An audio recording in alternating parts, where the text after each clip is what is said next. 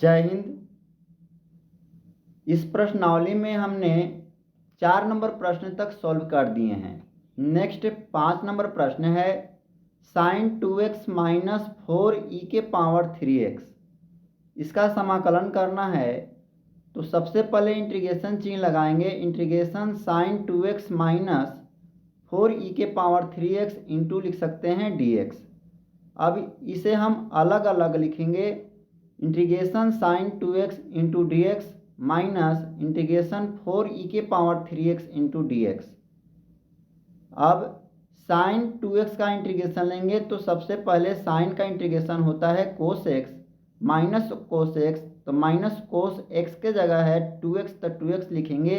इसके बाद 2x का भी इंटीग्रेशन होगा तो लिख सकते हैं इसका 1/2 माइनस हो जाएगा 4 बाहर कर लेंगे। यहाँ पर इंटीग्रेशन e के power 3x into d x, और इसके बाद हम लिख सकते हैं 1/2 को बाहर minus 1/2 cos 2x minus 4 e के पावर 3x का इंटीग्रेशन होगा e के पावर 3x प्लस गुना 3x का इंटीग्रेशन करेंगे 1/3 और प्लस लिख सकते हैं c। जब पूरी तरह से इंटीग्रेशन कर लेते हैं तो उसके बाद प्लस में c लगा देते हैं। अब इसी को लिख सकते हैं minus 1/2 cos 2x minus 4/3 e के पावर 3x प्लस c। यह इसका राइट आंसर प्राप्त हो गया।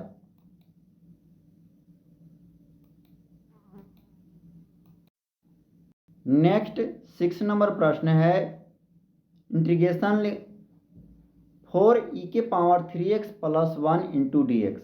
इसका इंटीग्रेशन अलग अलग पहले करेंगे। इंटीग्रेशन 4e के power 3x into d x plus integration 1 का 1 dx। 4 यहाँ पर बाहर कर लेंगे।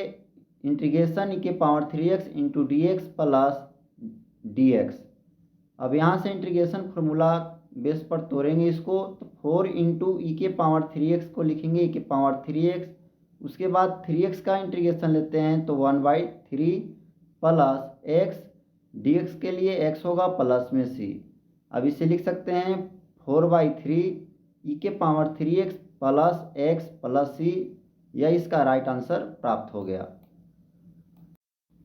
नेक्स्ट 7 नंबर प्रश्न है integration x² into 1 minus 1/x² into d x. इसे हम लिख सकते हैं इंटीग्रेशन x² माइनस x² से 1 में गुना करेंगे तो x² माइनस x² से x² कट जाएगा इंटू डी एक्स। अब इसी को लिख सकते हैं integration x² minus 1 into d x. अब अलग अलग इसको करते हैं तो यहाँ हो गया integration x² into d x minus 1 dx।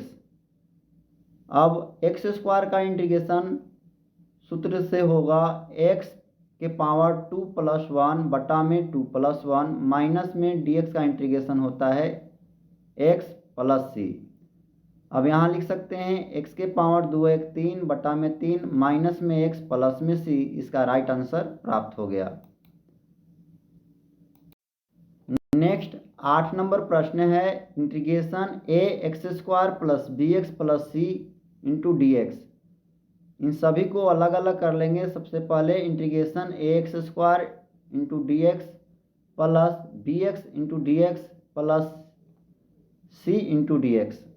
अब अलग अलग में यहाँ पर a गुणांक में है तो a को बाहर कर लेंगे। Integration x² into d x plus b को बाहर करेंगे तो x इंटू डी एक्स लिख सकते हैं, प्लस यहाँ पर c कांस्टेंट वैल्यू को बाहर करेंगे इंटू डी एक्स।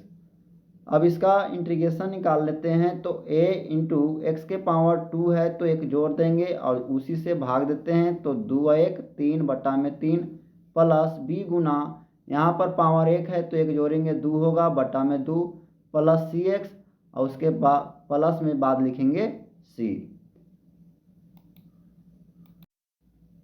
तो इस प्रकार से यहाँ पर गुना कर लेंगे तो हो जाएगा a x के पावर 3 बटा में 3 plus b x² 2 plus cx plus c बराबर g।